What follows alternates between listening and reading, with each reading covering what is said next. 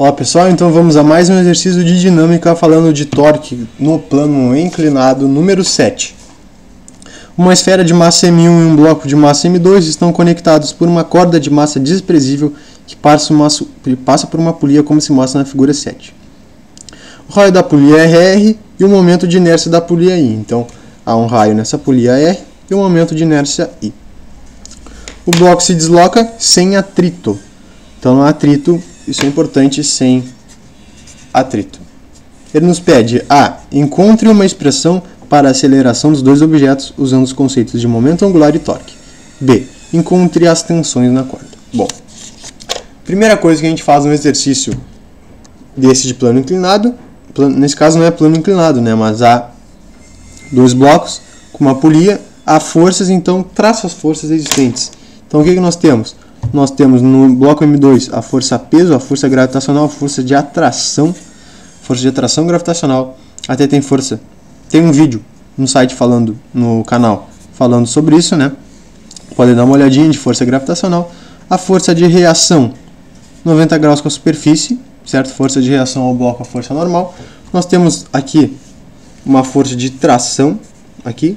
Nós temos uma T2, vou chamar uma T2.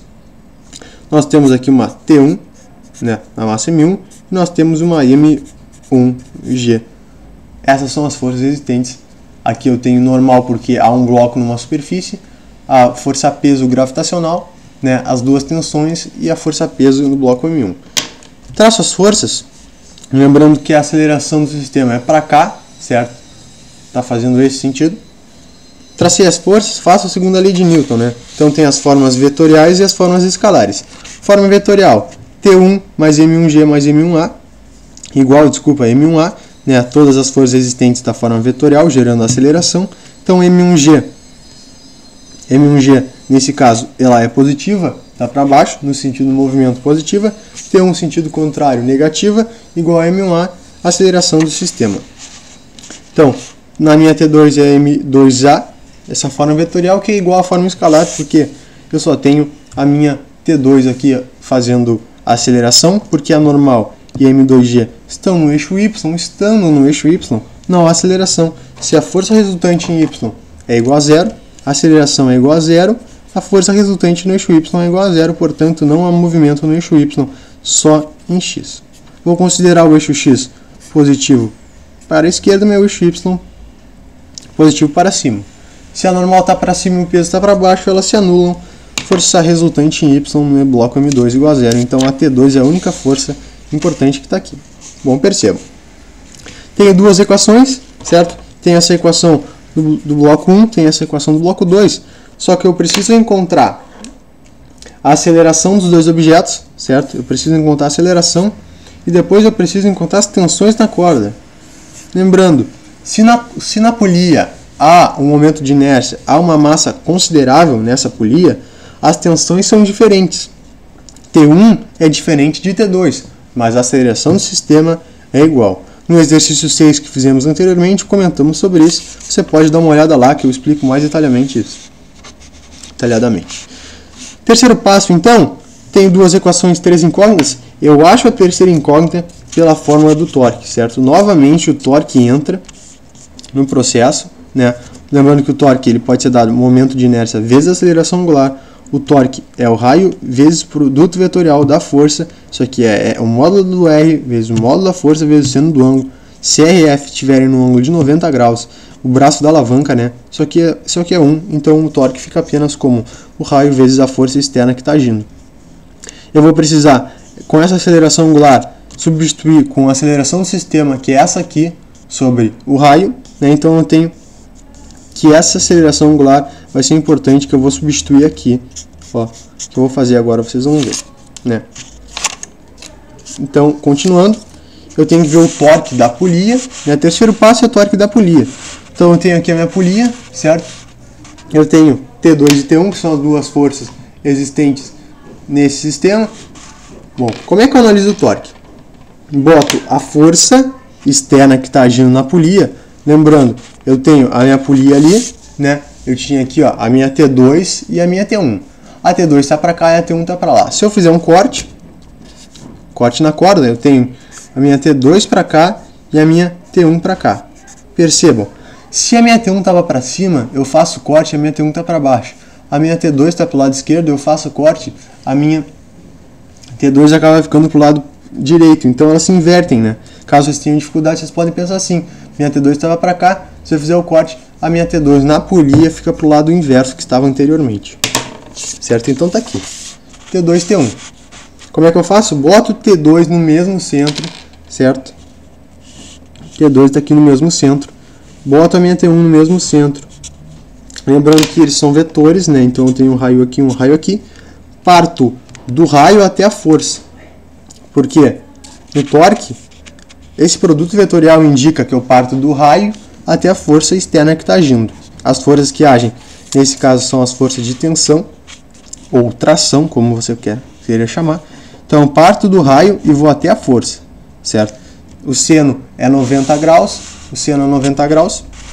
Então, isso aqui é o braço da alavanca, né? Eles fazem 90 graus aqui, entre eles a força. Percebam, os ângulos são 90 graus. Então, do raio até a força. Então, a força eu botei para baixo, do raio, percebam, meu torque 2 está entrando, Poderia também passar o raio aqui para cima, certo? Vou do raio à força, percebam novamente a minha T2 está entrando, bota a palma da mão, vou do raio até a força, está entrando. Minha T1, coloquei para o mesmo centro de R, vou do raio, palma da mão, o raio está para cá, vou do raio até a força, está saindo, certo? Então, tem que analisar o torque, né? Sempre partindo do raio até a tensão. Nesse caso, coloco os dois no mesmo centro, vou do raio até a tensão, está saindo aqui. Então, esse torque 1 está saindo, e o torque 2, vou do raio até o mesmo centro, a tensão está entrando. Então, ó, tensão, mesmo centro, ou prolongo o raio aqui, ou coloco a tensão no mesmo centro. Eu sempre prefiro colocar a tensão no mesmo centro, né? Tinha a minha T1 aqui, coloco a T1 no mesmo centro, vou do R até a minha força, então tá saindo aqui, tá entrando aqui, certo, gente?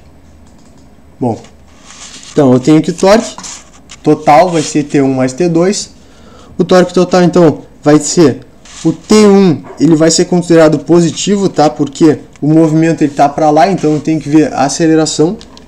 A aceleração ela tá saindo aqui. Aceleração, palma da mão, vou na folha, tá para cá, ó, tá saindo, ó. O movimento tá para cá, tá saindo aqui. Se fosse para cá a mão, ó, estaria entrando na folha, mas a aceleração tá para cá, tá saindo. Então esse T1 a gente viu que é do raio até a força, no mesmo centro, tá saindo. E a nossa T2 vai do raio até a força, tá entrando. Então tá aqui, o meu T1R é positivo e o meu T2R é negativo.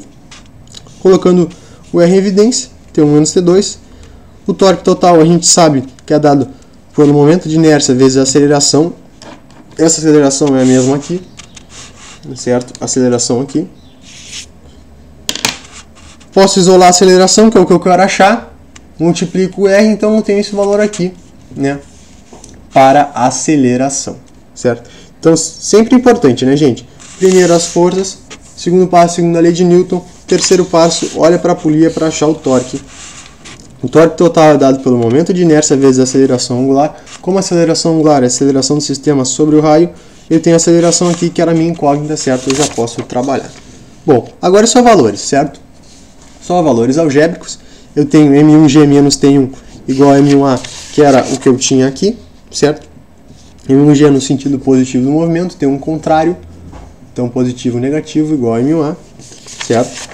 Então, é o que eu tinha aqui. Isolo T1 e a minha T2 era essa aqui. Basta eu jogar aqui dentro para achar essa aceleração. Então, eu tenho que a aceleração do sistema vai ser multiplicando esse momento de inércia, colocando os valores aqui dentro. Então, eu vou ter um R ao quadrado aqui. Então, eu divido por R ao quadrado, por quê? Porque eu acabo cortando esse R e boto um R aqui embaixo, dividindo por esse momento de inércia, vai facilitar a minha conta. Então, primeira coisa, o que eu fiz? Eu multipliquei, por R ao quadrado. O segundo passo que eu vou fazer, essa seta indica o quê? Como a gente viu no exercício 6, passa a aceleração para a esquerda, certo? Então, essa aceleração, ó, percebam, eu tenho aceleração aqui e aceleração aqui. né? Então passo tudo para a esquerda, colocando a aceleração em evidência. Então eu tenho momento de inércia sobre o raio ao quadrado mais M1 mais M2 igual a M1G, que foi a única coisa que ficou do lado direito, tá? Então passa tudo dividindo para cá. Então eu tenho aceleração conforme está no gabarito. Lembrando, isso aqui é a forma algébrica, agentes numéricos para chegar no resultado. Eu chego dessa forma algébrica porque é o gabarito que a gente tem, certo?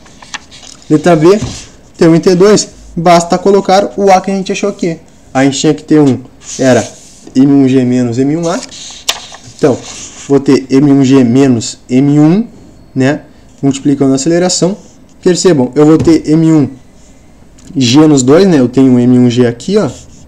Tenho M1G aqui. Vou colocar M1G em evidência. Então, M1G, 1, multiplicando 1, menos esse M1, que eu fiz uma troca, né? Então, menos M1 foi para dentro. Multiplico, faço um MMC aqui, passo multiplicando, então vai ficar M1 mais M2 mais momento de inércia sobre o raio ao quadrado menos esse M1 sobre o mesmo denominador. Acho a T1, M1G, M2. Ficou tudo isso aqui, certo? E a minha T2 vai ser nada mais que a minha M2 vezes a aceleração. A aceleração a gente achou o resultado, certo? Está aqui o resultado da aceleração. Então basta multiplicar M2 pela minha aceleração. Deu isso aqui os valores. Certo, gente? Então T1 ficou esse resultado aqui, T2 ficou esse resultado aqui, e a nossa aceleração ficou esse resultado aqui. Certo, pessoal? Qualquer dúvida peço para que postem nos comentários, certo? Exercício 7 sobre dinâmica envolvendo torque na polia. Um grande abraço. Qualquer dúvida nos comentários que eu respondo o mais breve possível, tá? Nos vemos numa próxima sequência de exercícios. Um grande abraço e até a próxima. Valeu!